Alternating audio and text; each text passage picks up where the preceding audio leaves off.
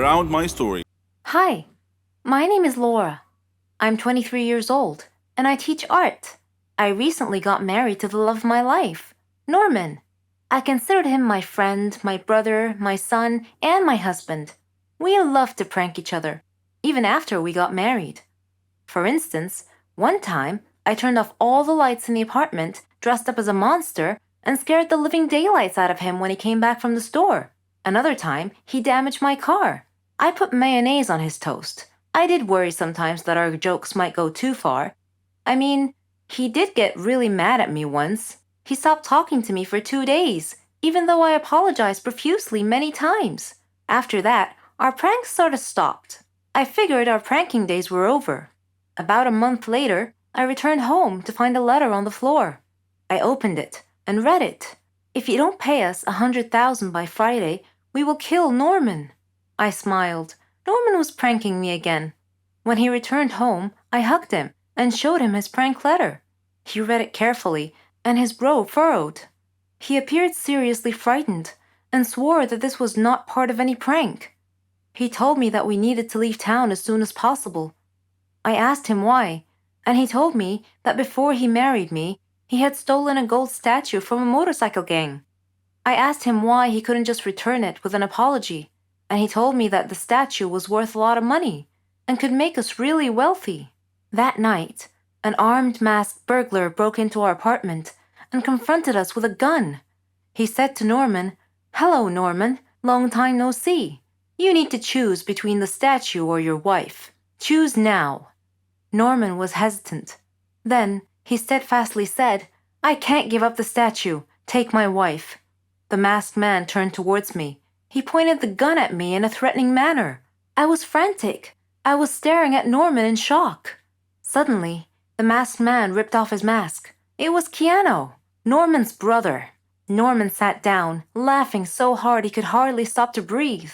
Between laughs, he said, "This is payback for the last prank of yours. I was so mad at him that day, but it's all right. He doesn't know what I have planned for him." I don't really like Indian movies because the actors are always overreacting, and the movies are not logical at all. But this is just my personal opinion. However, I've discovered that there are stories stranger than Indian movies. Let me give you a real-life example. I'll tell you a story about a young woman named Samantha. Samantha was a beautiful girl with blonde hair and green eyes. She lived with her grandmother after her parents died in a horrible car accident. The whole country read about it. She had many friends, and all the neighbors liked her. They considered her the most beautiful girl in town. Many had proposed to her, but she didn't care much for them. One day, Samantha was walking alone down the street after visiting one of her friends. Suddenly, she had an eerie feeling that someone was following her. She began running and crying for help. Her follower began running and stopped her. He was an ugly man, pointing a knife in her direction. He asked her to hand over her purse. She threw it at him and made a run for it. The man said wait and made to stop her, but another man appeared out of nowhere and punched the thief, who fell unconscious. The brave and good Samaritan picked up Samantha's purse and handed it to her. He was very handsome, with green eyes, soft hair, and an amazing smile.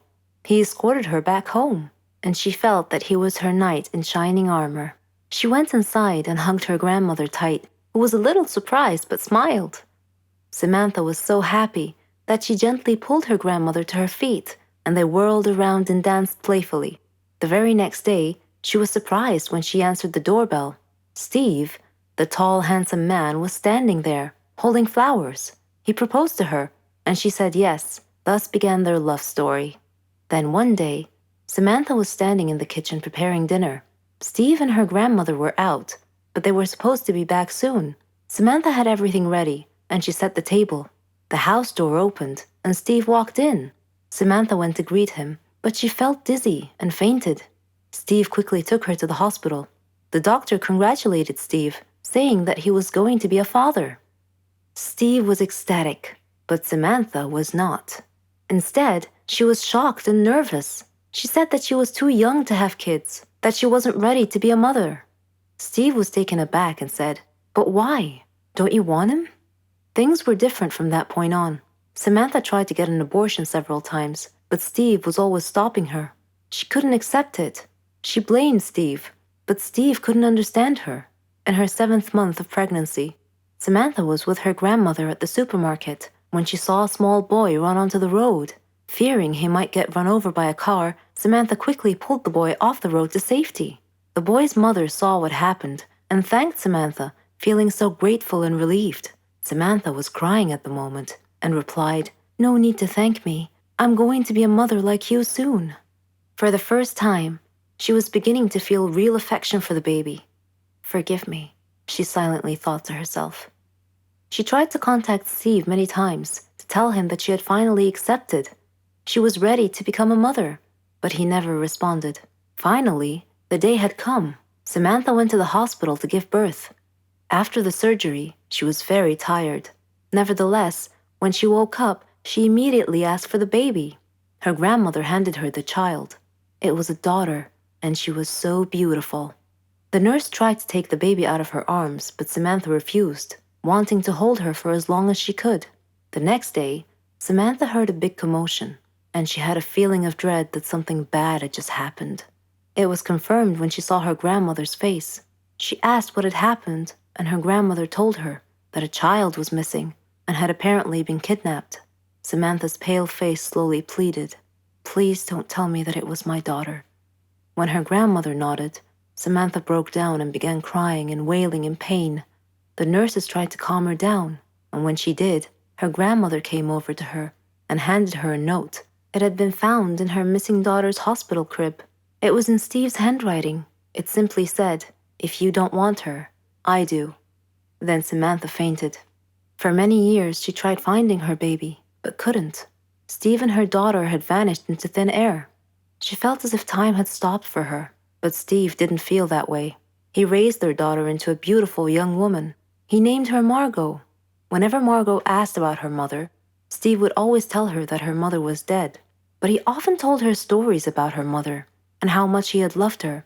Margot's intuition, however, told her that her father wasn't being completely honest with her and that he was hiding some big dark secret. One day, Steve fell ill unexpectedly. He called Margot to him and told her that he was very sick and felt that he was going to die soon. He said that he wanted to reveal a secret that he had long kept from her, that her mother was actually alive, and that her name was Samantha. He told her that he had kidnapped her from the hospital at birth because her mother did not want a child. He regretted it and asked Margot to forgive him. He gave her Samantha's address, and soon after, he died. After his death, Margot decided to go looking for her mother.